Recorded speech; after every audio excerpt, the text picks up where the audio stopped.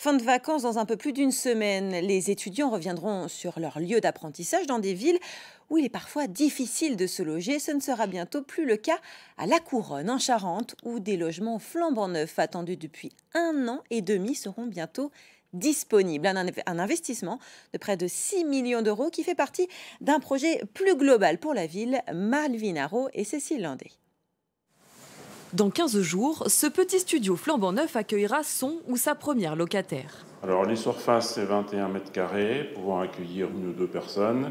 Pour les élèves infirmières à qui l'OPH va louer directement les logements, donc c'est autour de 300 euros. Des logements comme celui-ci, il y en a 67. Destinés à des jeunes, ils ont été demandés par les Compagnons du Devoir qui avaient besoin de 25 studios et de salles de cours.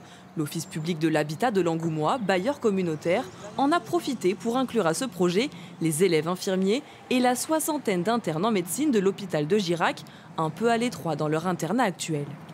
Cette structure va nous permettre d'héberger 21 internes, donc qui vont venir en complément des hébergements dont on dispose sur le site de l'hôpital d'Angoulême. Et ça n'est pas forcément exclusif des internes, puisque on pourra éventuellement utiliser ces logements pour y accueillir, par exemple, des médecins remplaçants qui viennent temporairement travailler sur l'hôpital. Idéal pour faire face aux problématiques de désertification médicale.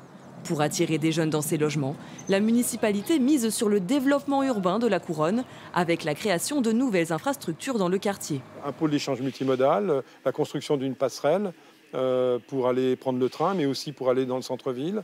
Un nouveau quartier à développer à proximité. La halte ferroviaire permettra de rejoindre Angoulême ou Bordeaux en TER depuis la Couronne. Le premier train devrait circuler ici à la fin de l'année prochaine.